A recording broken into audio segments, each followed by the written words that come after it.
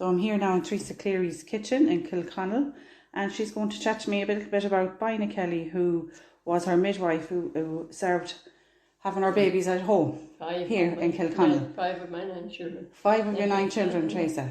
So tell me a little bit about yourself, Teresa. Okay, I came to Kilconnell in 1952. I got to know Bina. I knew her very well for the 5 years that I was in Kilconnell. So I got married in 1957, and I had my first 3 children in Portiuncula.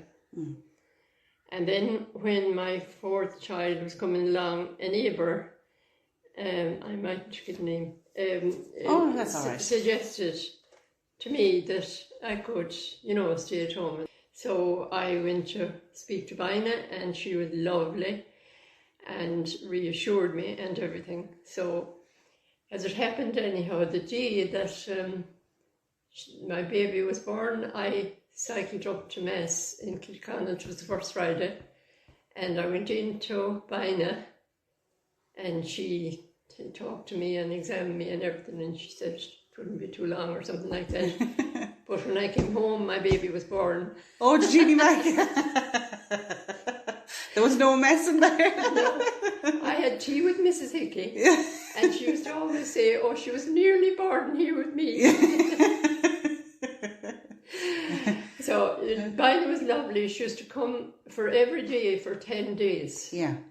After the birth, and you were supposed to be in bed, of course, but that wasn't always possible. I used to get up for a while. Well, I had my sister-in-law here who was very good, and for the children. And usually when the big baby going to be born, the older ones used to be sent up to their auntie up the road, Bridie Reynolds. And I'd get up anyhow for a while in the morning and do some work or whatever. Then I'd go back to bed again, so that I'd be better by home. I'm sure she doubted anyhow, Oh, she did. But once you were there, when she came in, that's all she seen. That's it, yeah. But she was very good. And you have to remember that back there we didn't have any running water. Yeah. Or toilet or anything like that. And everything, there was plenty of water because it was everything had to be carried in and out. I did have a washing machine, all right, because my husband worked with the ESB. Yeah. And I had a washing machine, so that was good. But we'd have to bring in the buckets of water, put them into the washing machine, fill it up, drain it out, and throw it out again, and so on. So it was Well, as well as that, then there was no phone. Somebody would have to cycle up to Kilconnell to ask Bina to come down. And then the same with the next, what I see now, Eileen, Teresa, Peter, and Joe. Yeah. After that, then I suppose, no, we didn't have the running water show, Peter, until 1970s, yeah. But as I say, we had plenty of the water was plenty in the pump in a barrel outside and brought in the buckets, and the spring water brought from the well.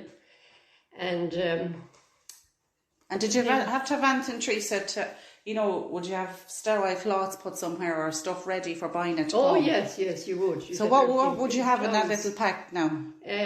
Well, for one thing, we used to have a rubber sheet for the bed. Yeah. And plenty of towels and clean linen, really. Clean linen, yeah. And one turn had delayed placenta, and she had sent I can't remember how she sent. She probably sent someone up to Kilconnell because there was no phone to call the doctor. Yeah. But he alerted the ambulance. But in the meantime, I had a word with St. Martin, and I was okay. Yeah, I didn't have to go. Yeah. So you would have put a lot of trust in your faith as well at that time. Oh yeah, definitely. Yeah. Still do. And relying on St. Martin, the Sacred Heart and the Blessed Virgin and them all. And would you have had little candles lighting while you were delivering or anything like that? I don't remember about candles. I don't think we used to think about candles. It was just, just get Bina. Get Bina. depend on Bina, yeah. Would she be encouraging now at all, Teresa? Oh, yeah, she was. She was very good. Yeah, she was lovely. Yeah, she was. And then the child, the first one that she didn't deliver because she had come before she arrived. Yeah. But Mrs. Linsky over the road, a neighbour, my sister-in-law, being an unmarried lady, and, you know, she kind of was a bit nervous about it. Well, she wasn't really, no, that's wrong to say that. She wasn't nervous about it, but she went over for Mrs. Linsky, a neighbour over the road here, and she came over and she was very Well, she was just a bit anxious about it. She used to always say she was the first to hold that baby. Yeah. But there's a great sense of relief, though, when the baby was born and everything was okay. Of course, yeah. But, well, anyhow, thanks be to God, I didn't ever have any trouble with any of my pregnancies or deliveries or anything, you know. And how many had you at home, Teresa? I had 5. 5 at home? Yeah, I had 3 first, and then I had the next 5 with Bina, and then the youngest one, the lads were so big and things, then they wouldn't kind of baby at home, and they probably didn't believe she brought it in the... Well, they all thought she brought it in the bag. They probably didn't. She had said in her interview at one stage that the kiddies were mad for a baby. Yeah. Whoever delivered anyway next door wanted one, and her bag went missing because the children thought the baby was in the bag. I saw that. Yeah, that's right. And what about the one that what's this child? I thought you were saying that. It's gone. Oh, it'll come back to you. Yeah. It'll come back. Something else that Bina said, like about the lady Mary Kenny. Do you remember how the mother said to her, damn you anyway, yourself and God, she said, she told the sister, she was looking for a baby or something. That's right. She told her to pray to God and the Blessed Virgin or something. The baby had come. God love her. Yeah. So you would have worked hard even up in your pregnancies, Teresa? Sure. Yeah, with all the children and farming and all that. You keep going like... And was there... Would you have breastfed, or would there been... No, I didn't. There was milk breastfeed. there, was there? There was milk. Yeah, I didn't ever breastfeed at all. Yeah. I couldn't at the start for some reason, and so was it SMA that was out that time, or what way was that done? Or SMA, I think. Yeah. SMA, I think that's the first one I remember. Yeah, coming out. Yeah. So, so what kind of memories have you of Bina? Like when she'd encourage you now when you're delivering, would she be kind and gentle? Kind, definitely kind. Yeah, she was always lovely. Yeah. You could never say anything else about her. She was always lovely. Yeah. Lovely, real person, real down to earth, you know. And she had the cup of tea with us and everything, you know. Yeah. She'd be always worrying about you. Yes, yeah. And making sure you're all right. Yeah, she would. So in the 10 days then when she came up to look at you then after the delivery, what would she be coming in to see, that you've no infection or I suppose, and everything is going along? The baby was all right and everything. She'd be checking the baby out. The baby and everything, as far as I remember now. Yeah. She'd weigh the baby. And, she would, and see how the baby's doing and Mammy's doing. Yeah. And she'd sit. Oh, she would, and she'd sit up here in the kitchen with my sister-in-law and talk as well, or whoever. There was an aunt of my husband lived out the road, and if she happened to call in, she'd be around the same age as herself, and they'd have a chat there and everything. Yeah, so there was never any hurry on her? No.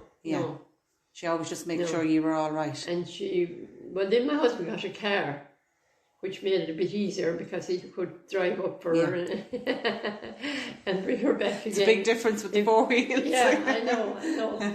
But sure, nobody had the money that time. Oh, no, sure. No. Nobody had the money that time for any of that stuff, you know. Yeah. It all just had to come in time. Yeah. But like that, she said she knew every byroad. She did. Place. Yeah, she did, of course, Because, as you know now, you found us here. Yeah. Only because of the sat-nav, maybe. Sat-nav is right. But she had her own sat-nav. Exactly, Was she a great woman, though, in her time? She was great, she was marvellous. And her mother was a midwife as too. Well, Yeah. And like they trained in Dublin, as far as I know. Yeah, they did train. They trained properly. Yeah, they did. They did. Yeah. And there were great women for pushing through and getting trained. They were. And getting educated. Yeah. You know, in a time that women hadn't even a vote. I know. Yeah, that's true. When you think of it. Yeah. You know, they were super. Yeah. They were really super. Yeah. So if would there be any stories you remember about Bina with other women and how good she was to them? Or I don't know. No. Because, as I say, and so the other day my daughter that lives over the road, she was saying to me, do you know any other one that how come you had some years at home? I said, I don't know. It was a lady that said up the road there that said to me, you know, you could have your baby at home and then you'd be at home with the kids and everything, you know.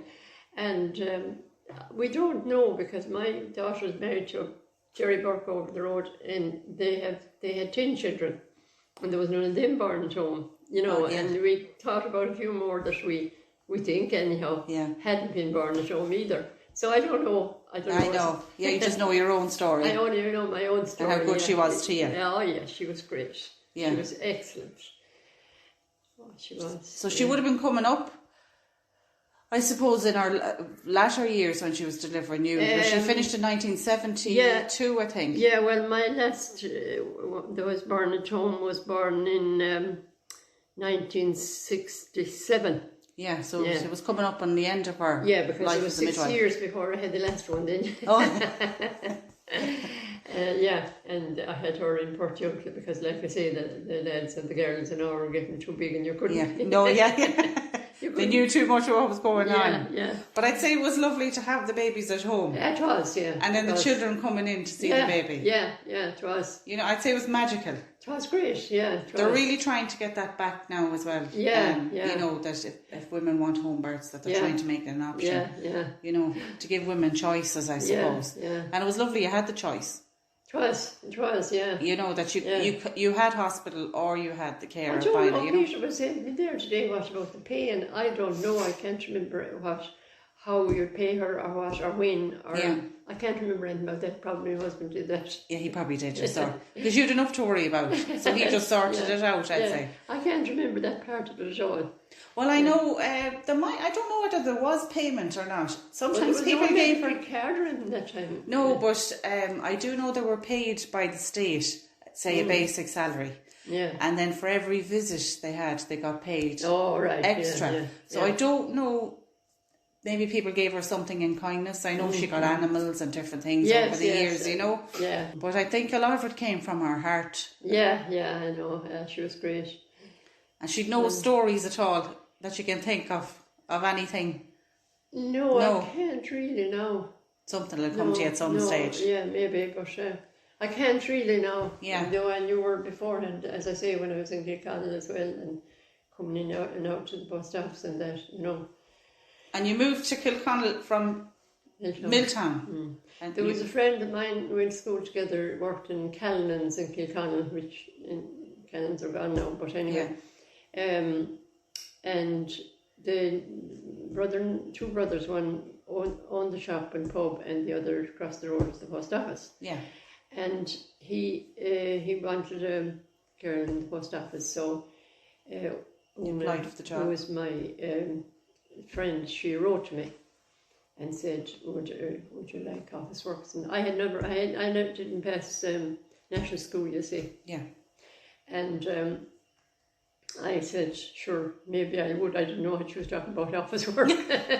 But she'd give it a go. Work was work, wasn't it? So he came down, the boss man himself came down to my house. And had a chat with you. And chat with me. And I often said, I don't know what I said or didn't say, but I got the job anyway. And that's how you ended up in Kilconnell. Yeah, and we had there was a friend of ours working, living over in Perspark as you go to Ballinasloe now from here. She was married there, and her sister was up with her for the week because she was expecting a baby as well. Philomena Casey was her name, and her sister was up with her, and she was going home on the Saturday, and her brother, who had a car, there were only about 2 or 3 cars around our place at the time, and he brought me up here, or up to Kilconnell, well, to Philomena's. I stayed there that night, actually, that Saturday night, and I started in Kilconnell the 11th February 1952. Oh, Jeannie, man. Yeah. You have a great memory? Yeah, I have, yeah. I have a good, I haven't as much now for, if you ask me what time when did someone die last year or the year before, I don't remember as well, but I remember back 60, 70 years. Yeah. I'd say you were delighted to get the job. I was, yeah. It was lonesome in a way, like, because I had never gone away from home before, and you might nearly as well go to America because you'd only get home. Oh yeah, by the time you get home, it is a long way when you've no transport. No car, nothing. And so we used to get home. Well, she was Una was in the shop and I was in the post office, and we lived together as well in the house. And you get home at Christmas and Easter for a day or two, and 2 weeks in summer. Oh, Jeannie. Yeah, would have been lonesome, all right. Yeah. I remember my sister was crying and crying and crying the day I was coming. Oh. I wasn't crying at all, but I did feel she was upset. Yeah, she'd been left behind, I suppose. Yeah. You were older then, obviously. I was 17. I was only going on 18. I'd be going to be 18 in now that I tell you my age. I was going to be 18. That's 70 years ago.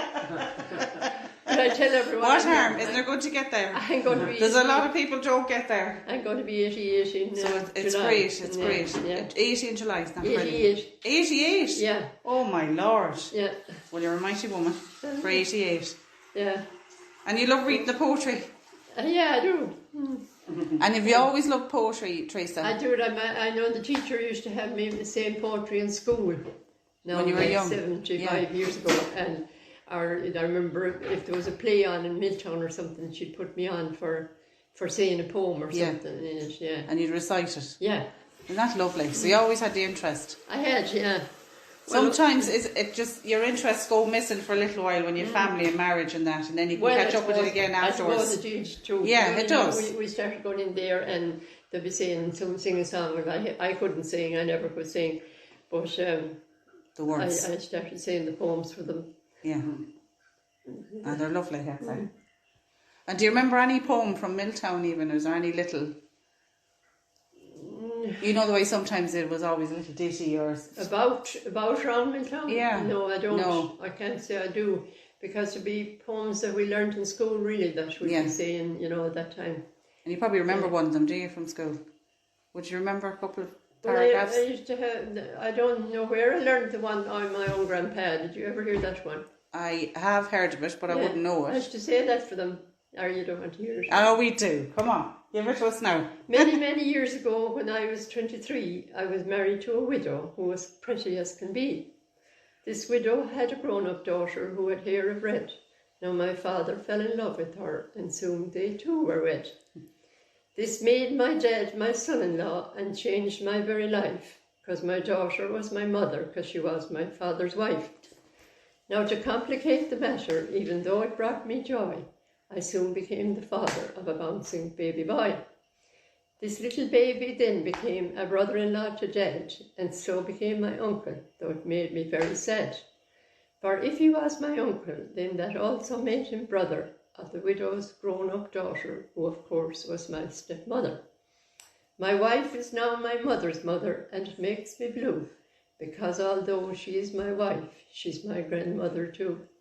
If my wife is my grandmother, then I'm her grandchild, and every time I think of it, it nearly drives me wild. For now I have become the strangest case you ever saw. As husband of my grandmother, I am my own grandpa. Oh my God, Teresa! There's some memory in that. Well, that's great. And you used to say that when you were young? No, yeah. And I used to say it that's what I started saying first when we used to start saying the thing. And then Isn't that brilliant? A few of the people wanted it, and I got my granddaughter to print it out, and I gave it to a few of them. So. Oh, isn't that lovely? It's just brilliant. Yeah. God, there's some memory in remembering all that. Yeah. I don't know how you do it. But I wouldn't be very good at that now at all. The memory wouldn't be very good. Yeah. Oh, now, do you have any? You don't have any memories of anything like your mum would have told you about Bina or anything over the years? No, I haven't. Would you believe it's only when we started discussing it? Yeah. I always thought I was born in 14. Did you? All right. I did. So I had no idea. Yeah. But I do remember her when we were going to school. Yeah. She'd walk up through the village that time. Yeah. But I can never remember her coming into the school, or, you know, I suppose she was... No, she wouldn't. At that stage, she was retired and... Yeah, she was fine, you know, straight lady, always. Yeah, very... very... Yeah. Was she a tall lady? Small lady? No, small little lady? No, she was small, yeah. Big heart. heart. Very prominent, tied up a bun. A bun, and yeah. Yeah, the real old way. Yeah. Is that lovely? Mm-hmm. And they lived in the village there, just right opposite. The house was a 2-story house. I think it's painted in recent years now, but in our younger years. Her house is still there, is it? It is, Oh, yeah. It's owned by... people bought it and... Yeah, it's owned by the Harewood. Yeah. She lives in a house further down outside the village. Nearly opposite Hickey's. Well, Mary Lanning's is nearly straight opposite Hickey's, and then it's beside that. Yeah. Okay. Their door, Emma, it was so... God, like, now it's way too dangerous. Obviously, it was a lot easier in those days. But their door opened onto the street. Like, no porch. They would have done that too, for room. Because you probably had no room to go into the hall, you know, the house. They're generally 2 up, 2 down, small little houses, you know. They were completely caught behind. They couldn't move back really because the land was part of the Abbey's land. Like, so it was tight enough in the town. Yeah. So you've plenty of your own family now? Grandchildren? I have 17 grandchildren and 5 great-grandchildren. Oh, be the holy. So you're kept well busy? I am. Well, I'm not really. No, I was busy for a while because my daughter lives over 4 miles away. Yeah. And I minded them 3. She has 3. Yeah. But the oldest girl is 20 now since last December, and Adam is 18. And Emma is, Peter, 13. 13, yeah, sure. Yeah. All growing up. Even my lady is 14 and a half. So they don't need minding. They've just been minding me now. They come out when they're coming out from Mass. Well, either Adam or Emma come out. Well, Granny is very escort me out from the church. I'll chat. Yeah. And I was asking you earlier on, we couldn't figure out how she'd be paid. Yeah, I was saying that I know a lot of them that time were paid by, you know, like the HSE, say, for example. I don't know what it was that time, but a nursing council of some sort. Health Board something like that. Yeah. And they were paid a basic salary. But for any call out they had to do, they were paid then a fee, say, for that. And it was added on to their weekly wage. Yeah. Now, with Bina, it's probably the delivery she was paid for, maybe 1 or 2 visits. But I would imagine a lot of it was done on her own kindness. Listening about her because she had such a dedication to the women. Yeah, I know what I know. Yeah, you know, and kindness to them. Yeah. Because anyone I've spoken about her have nothing but memories, lovely memories of her. And can you remember, Mother, any of, like in more recent years, then, like meeting her at Mass, or even when she passed away or anything, like, you know, can you remember that? I do, yeah. I can't remember when she died now, to tell the truth. But I'd say she did. Oh yeah, I'd often meet her in Hickey's or somewhere afterwards. Yeah. Of course, yeah. And always a few words. Yourself and Jack, her brother, lived there. And well, there's only herself and Jack there for all the years that I knew them. And none of them were married, like. And herself and Jack lived there in the house up to whenever they died. And simply too, I believe. There was no extravagance. She was quite happy in her own little way. Yeah. It's amazing though, they'd 80 years between herself and her mother of midwifery, isn't it? Yeah, wasn't it? In one small area. Yeah. Of a time, like when she speaks about Blue Blood, you know, the big houses. That's right. And down to the traveller camps. And the travellers in the camps, Like she was everywhere and in between. And she made no exceptions. A baby was a baby and a mother was a mother. Yeah. I can remember even when we were young, like the camps would be I'd say even when you're going to work, and then it could be the way you go to work, I don't know. When you're coming from Ballymacord and you come over, I would actually go kind of out through Caltra. Oh yeah. From Menla direction. Of course, yeah. But on the right hand side, and on the slope of a hill, and there was a very high edge there, and there was a big dip in. Yeah. And there'd be it camps was sheltered. in there, for Nearly all year round, couldn't they, Mother? Yeah. I think, Yeah, they always picked a lovely sheltered spot, same spots all the time. Yeah, they'd come up there. Do you remember the people in Carmana? I do. Yeah, I do. Yeah, and they'd only stay so long because some people wouldn't want them, you see, around, especially with their horses and things. Now, it was different there in Carmana because the Bheans always treated them like themselves, which they, even though they were the Bheans, they were well-to-do. And some people wouldn't want them around and they'd pack up. But they were valuable too with their work, weren't they? For farming and that. Oh, yeah. They were skilled men, tinsmiths. Yeah. And I know my own father-in-law said whatever we had, he said that even less. You know. Oh, yeah. And he said it was awful to see the camp sometimes and the women delivering in them. You know. Yeah. He said it was very hard over there. Yeah, and it was raining or snowing, I think was worse on snow. Yeah, perishing cold. Yeah. And they come round in, there was a woman, Mrs. Ward, she'd come and she'd have the thing here, like a bit of a sheet or flour bag or something. Yeah. And whatever you give her, like grain of flour or whatever, you go into that, you know. And